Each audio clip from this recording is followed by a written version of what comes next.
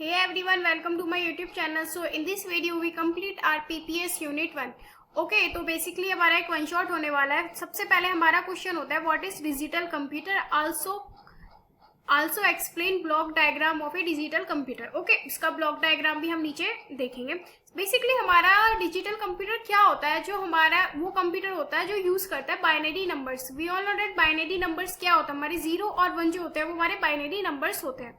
Okay, then उसके बाद आता है हमारा इनपुट डिवाइसेस. इनपुट डिवाइसेस जैसे जिसको हम इनपुट दे रहे हैं वो हमारे इनपुट डिवाइसेस, जैसे हमारे कीबोर्ड हो गया. कीबोर्ड को हम एक इनपुट ही तो देते हैं, ठीक है. टच स्क्रीन हो गया, ए माउस हो गया, ए पेन हो गया. ऑडियो इनपुट यूनिट्स भी होते हैं सब. फिर उसके बाद आते हैं हमारी स्टोरेज यूनिट. बेसिकली जो स्टोरेज यूनिट है हमारी वो 2 टाइप्स में डिवाइड हो जाती है. एक प्राइमरी स्टोरेज यूनिट होती है, एक होती है हमारी सेकेंडरी स्टोरेज यूनिट. ओके, अभी हम देखते हैं. फिर उसके बाद देखो हमारे क्या होता है सीपीयू. सीपीयू क्या होता है, हमारे ब्रेन ऑफ ए कंप्यूटर. जितने भी हमारे कंप्यूटेशनल टास्क्स होते हैं, यानी कि जैसे अर्थमेटिकल कैलकुलेशंस, कंपैरिजन हो गया, हम तो 2 डेटास के बीच में कंपेयर करने के लिए भी यूज करा जाता है, ठीक है. प्राइमरी हो गया. और देन इसके बाद हमारा होता है auxiliary storage device. Auxiliary storage device जो होता है उसको सेकेंडरी डिवाइसेस भी बोलते हैं. इसमें क्या होता है, हमारा जो डेटा स्टोर होता है वो परमानेंटली स्टोर हो जाता है. We turn off the computer, the program has an store. हमने हमारे कंप्यूटर को टर्न ऑफ भी कर दिया, उसके बाद भी जो हमारा ऑक्सिलरी स्टोरेज डिवाइस होता है वो हमारा जो डेटा होता है उसको सिक्योर करके रखता है. देन आउटपुट यूनिट्स क्या होते हैं, जैसे जो हमें आउटपुट प्रोवाइड करते हैं. जैसे इसके एग्जांपल हो गए यूजुअली मॉनिटर हो गया, एक प्रिंटर हो गया. यह हमें क्या करता है, हमारे आउटपुट को प्रोवाइड करता है ना, जैसे हमें कुछ भी चाहिए होता है. सो इसका देखो, ये है इसका डायग्राम. ये डायग्राम ना बहुत ज्यादा इंपॉर्टेंट है. ये पूछा जाता है 2 मार्क्स में भी पूछा जाता है बनाने के लिए. सबसे पहले क्या आता है हमारा, देखो ये हमारा डेटा है. डेटा का हमने यहाँ पे डेटा है. डेटा किस में गया, इनपुट यूनिट के अंदर हमारा डेटा चला गया. ओके, इनपुट यूनिट के अंदर हमारा डेटा गया. देन इसके बाद कहाँ पे गया, वो प्राइमरी स्टोरेज में चला गया, ठीक है. प्राइमरी स्टोरेज की देखो इनपुट के अंदर गया. इनपुट के बाद कहाँ गया, स्टोरेज यूनिट के अंदर. स्टोरेज यूनिट के अंदर जाने के बाद सबसे पहले जाएगा सेकेंडरी स्टोरेज या प्राइमरी, दोनों में से किसी के. उसके बाद वो सीपीयू के पास चला जाता है, फिर एएलयू के पास जाता है और इससे हमें मिलता है हमारा आउटपुट. ओके, यहाँ से हमारी इंफॉर्मेशन हमें मिल जाती है. ओके, देन आता है हमारा, इसके बाद होता है डिफरेंशिएट बिटवीन प्राइमरी और सेकेंडरी. ये हमारे 2 मार्क्स में पूछ लिया जाता है कि बेसिकली इन दोनों में डिफरेंस क्या होता है, ठीक है. ये होता है हमारा टेम्परेरी मेमोरी, हम बोलते हैं प्राइमरी मेमोरी को. हमारा इसमें क्या होता है, जो हमारा डेटा होता है वो डिलीट होने के बाद, डिलीट एक बार हमने कर दिया यानी कि हमारा अपने प्रोग्राम बंद कर दिया तो वो बिल्कुल ही गायब हो जाता है, उसमें हमारा प्रोग्राम नहीं मिलेगा, ठीक है. इसके बाद होता है हमारा सेकेंडरी मेमोरी. सेकेंडरी मेमोरी में क्या होता है, हमने हमारे सिस्टम को ऑफ भी कर दिया ना, उसके बाद भी हमें कुछ ना कुछ हमारा जो हमने लिखा हुआ अपना प्रोग्राम है वो हमें ऐसा का एज इट इज मिल जाता है, ठीक है. ये क्या होता है, डायरेक्टली एक्सेसिबल बाय सीपीयू से हम डायरेक्टली इसको एक्सेस कर सकते हैं, ठीक है. डायरेक्टली एक्सेसिबल होता है, ये नॉट डायरेक्टली होता है, ये डायरेक्टली एक्सेसिबल नहीं होता. देन उसके बाद आती है हमारी रैम. रैम और रोम, ये प्राइमरी मेमोरी के 2 टाइप्स होते हैं. रैम जो होती है वो वोलेटाइल होती है और रोम जो होती है वो नॉन वोलेटाइल होती है. ये नॉन वोलेटाइल होती है. बेसिकली जो रैम होती है उसको हम बोलते हैं रैंडम एक्सेस मेमोरी. ओके, रोम जो होती है वो नॉन वोलेटाइल होती है. Okay, it is non volatile. हाँ, क्योंकि इसमें क्या होता है, हमारा जो डेटा होता है वो हमारा सिस्टम ऑफ होने के बाद भी हमारे पास मिलता है, ठीक है. इसके बाद एक्सेसिंग, हम इसे प्राइमरी मेमोरी फास्टर होती है, इसमें हमारे डाटा को एक्सेस करना फास्ट हो जाता है. और इसमें क्या होता है, वो स्लो हो जाता है, हमारे डेटा को एक्सेस करना स्लो हो जाता है कंपैरेटिवली प्राइमरी मेमोरी. ओके, इसके एग्जांपल हो गए रैम, रोम, कैच मेमोरी, रजिस्टर, ये सब इसके एग्जांपल. ओके, ये और इसके एग्जांपल क्या होता है, हमारे हार्ड डिस्क हो गया, फ्लॉपी डिस्क हो गया, मैग्नेटिक टेप्स, इसके एग्जांपल होते हैं. अब देखो हमसे पूछे जाता है डिफरेंशिएट बिटवीन रैम और रोम के बीच में बेसिक डिफरेंस क्या. रैम हमें पता है, ये होती है हमारी वोलेटाइल, जिसमें हमारा जो डेटा होता है वो लॉन्ग टर्म के लिए स्टोर होता है. ये होती है नॉन वोलेटाइल. ओके, देन इसके बाद आता है हमारा data store in RAM can be retrieve and alert, ठीक है. इसमें क्या होता है, डेटा स्टोर रोम ओनली बी रीड, उसको सिर्फ हम रीड कर सकते हैं, रिट्राइव नहीं कर सकते, ठीक है. इसके बाद क्या आता है, it is used to store the data has to be processed currently, जो, ठीक है. इसमें stores the data required during, जब भी हमें जरूरत पड़ेगी हम हमारे डेटा को खोल सकते हैं। ओके, इसके बाद क्या होता है हमारा, ये हाई स्पीड होती है, इसकी स्लोवर देन रैम होती है। लार्ज साइज होता है with higher capacity, small size with.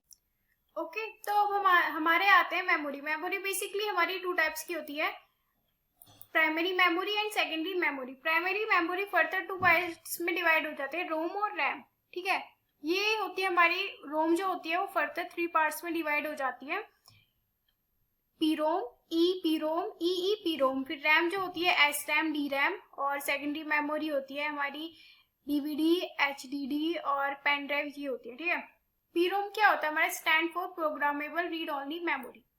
Okay, ये क्या होता है, erasable programmable read only memory.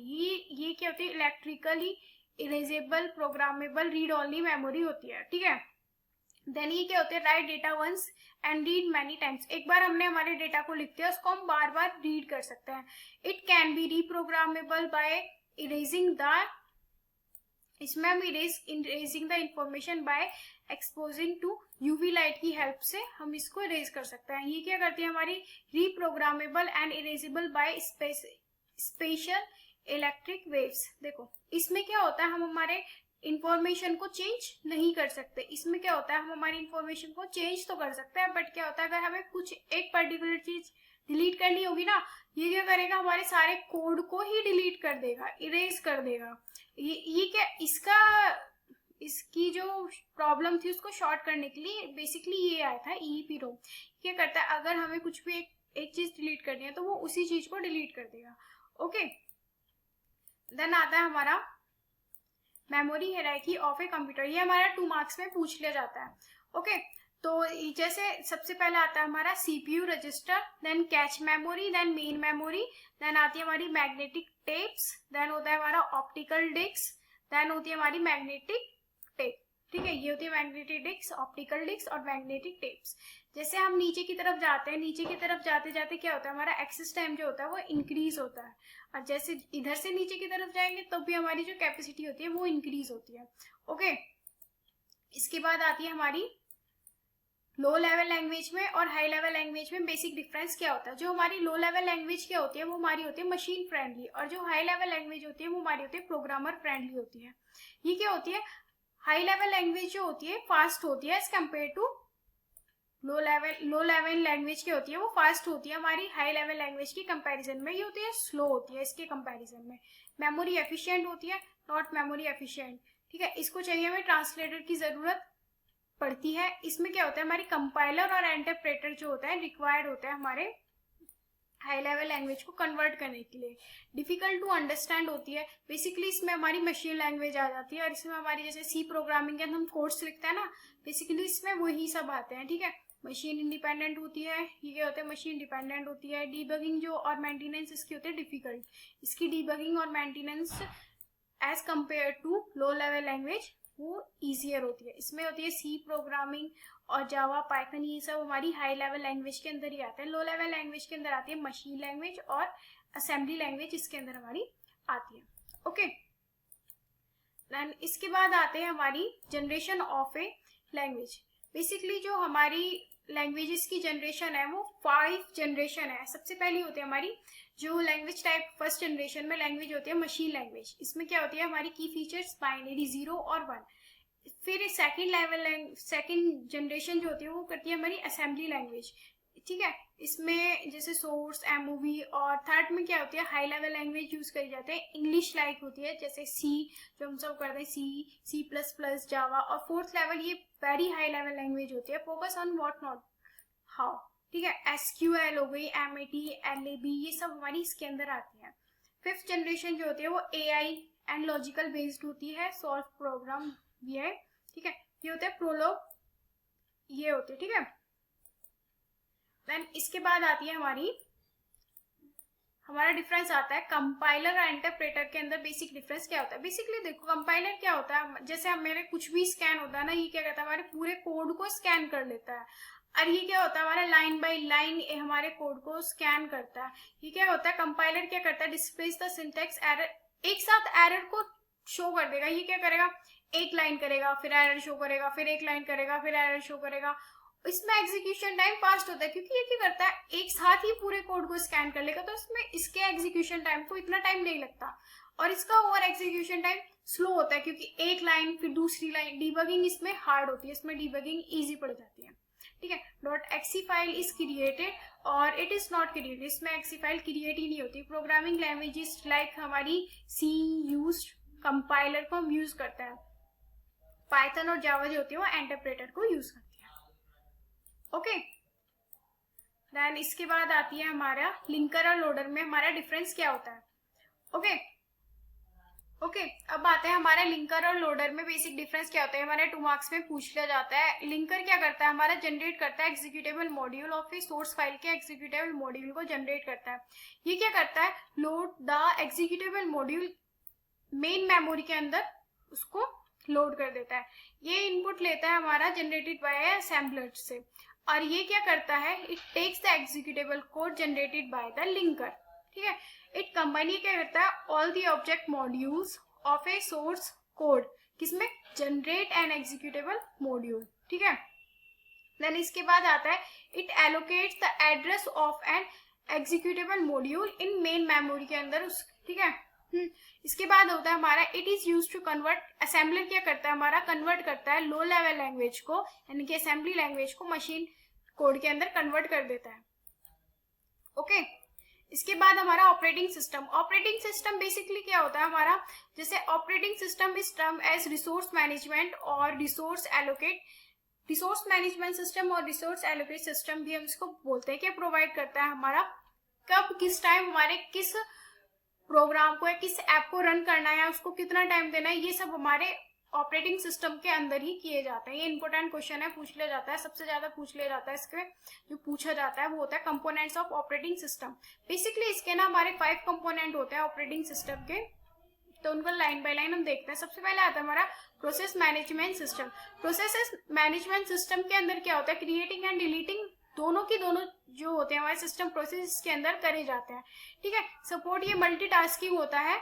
Okay, और ये ना ये इंश्योर करता है कि हम कितना टाइम किसको देना है, गेट सीपीयू टाइम, सीपीयू का टाइम किस ऐप को कितना देना चाहिए, वो सब इसके अंदर होता है। मेमोरी मैनेजमेंट क्या होता है, it keeps the track of which of the memory are currently being used, कब कौन सी मेमोरी यूज करी जानी है, ये उस चीज को इंश्योर करता है। It decide which process are to be loaded in main memory when memory space become available. जब मेमोरी स्पेस अवेलेबल होगा तो कब किसको इसे लोड करवाना है, ये उस चीज को भी इंश्योर करके रखता है।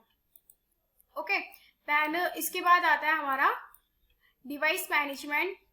ओके, सो डिवाइस मैनेजमेंट क्या करता है, हमारा कंट्रोल करता है input output device like keyboard और माउस, प्रिंटर, इसको it's also control device and their interference. ठीक है, फाइल मैनेज करता है, managing files on storage device, maintain directly structure and permission.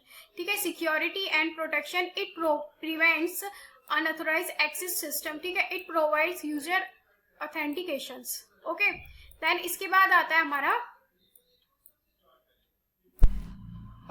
इसके बाद आता है हमारा algorithm, a step by step method of solving problems और मेकिंग डिसीजन। ओके, इसमें क्या होता है हमारा एडिंग, जैसे हम 2 नंबर्स को ऐड करते हैं, ये हमारे तीनों ही इंपॉर्टेंट है, इनको ना अच्छे से देख लेना। जैसे कुछ भी प्रोसेस होता है, जैसे चाय बनाने के लिए कुछ भी प्रोसेस यूज करा जाता है ना, वो इसी के अंदर आते हैं। जैसे अभी देखो हम स्टार्ट करेंगे, सबसे पहले क्या करा हमने, रीड नंबर ए को रीड कर लिया। ओके, देन इसके बाद रीड सेकेंड नंबर बी। ठीक है, then calculate sum a plus B, display sum, then stop हो जाएगा।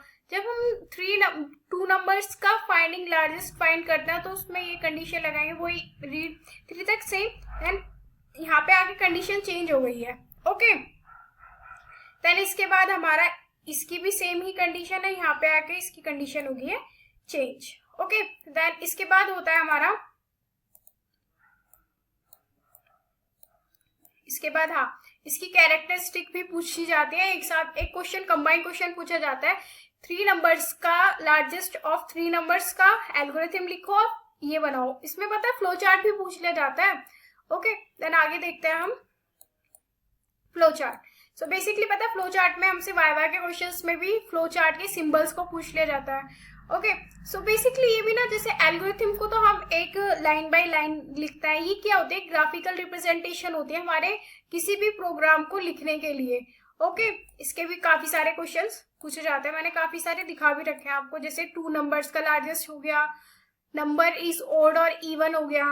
ओके, देन हो गया लार्जेस्ट ऑफ 3 नंबर्स का लार्जेस्ट करके, तो मोस्ट इंपॉर्टेंट है, और फाइंड एवरेज ऑफ 3 नंबर्स भी, ये भी बहुत ज्यादा इंपॉर्टेंट है। ओके, देन होता है स्यूडो कोड, क्या होता है हमारा, रिप्रेजेंट एल्गोरिथम को एक उसी की फॉर्म में होता है, बस ये क्या होता है, ओके, बस इसमें क्या होता है, एक एल्गोरिथम को ना एक वैलिड स्ट्रक्चर मैथमेटिक नोटेशंस का यूज करके लिखा जाता है, सेम होता है एल्गोरिथम की तरह ही है, बस उसको एक अच्छे से इफेक्टिव वे में लिखा जाता है।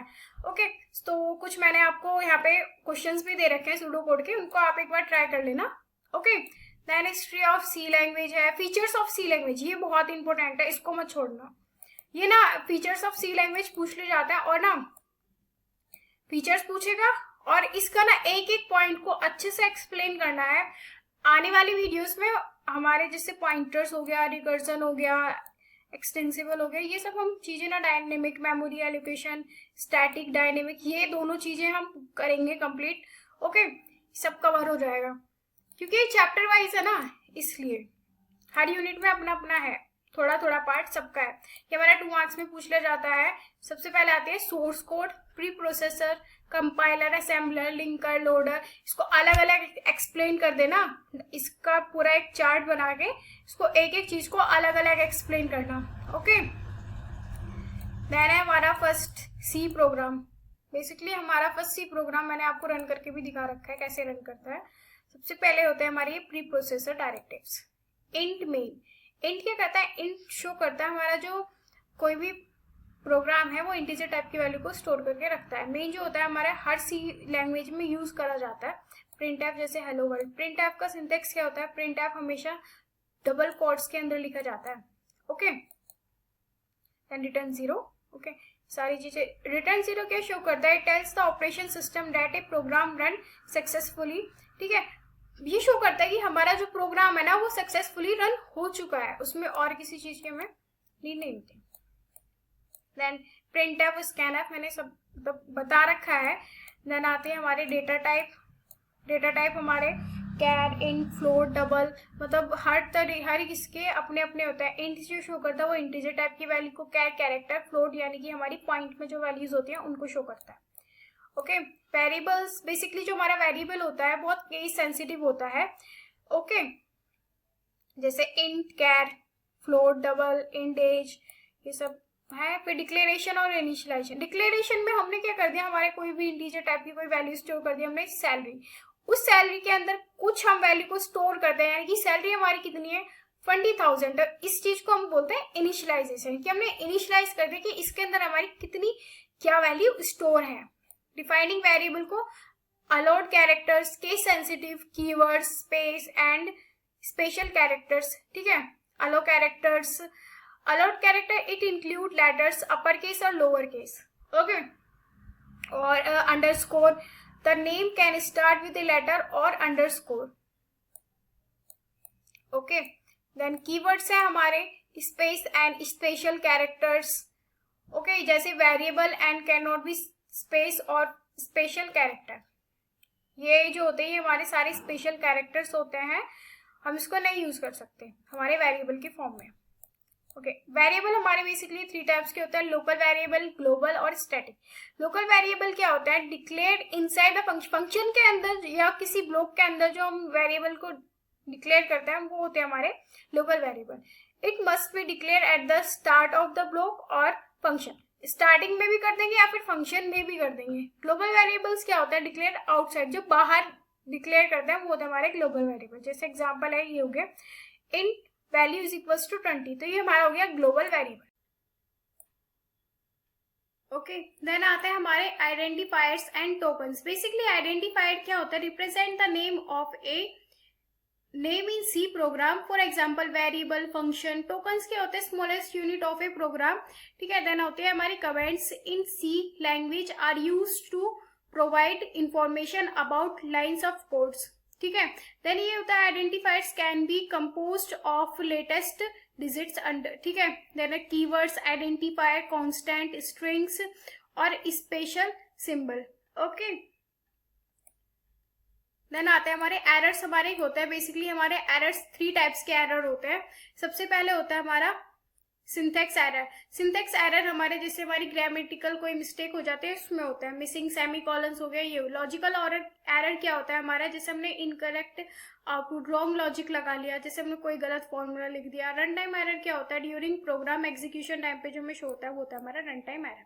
सो बेसिकली ये है हमारे इंपॉर्टेंट क्वेश्चंस जो हमारी पीपीएस में यूनिट 1 से बेसिक पूछे जाते हैं। सबसे पहले हमारे what is programming, explain the steps in problem solving using computer, ठीक है। देन ये होता है what is algorithm, explain it, characteristic जो मैंने आपको पीछे बताया था, फ्लो चार्ट हो गया, लार्जेस्ट ऑफ 3 नंबर्स का भी फ्लो चार्ट मैंने आपको पीछे बता रखा है। Differentiate between algorithm and flow chart के बीच में डिफरेंस है। देन है हमारा define programming language, explain different types of programming language, machine language, ये सब पीछे मैंने सब बता रखा है। सारे क्वेश्चन हमने कवर कर लिए हैं, okay. Okay, thanks for watching.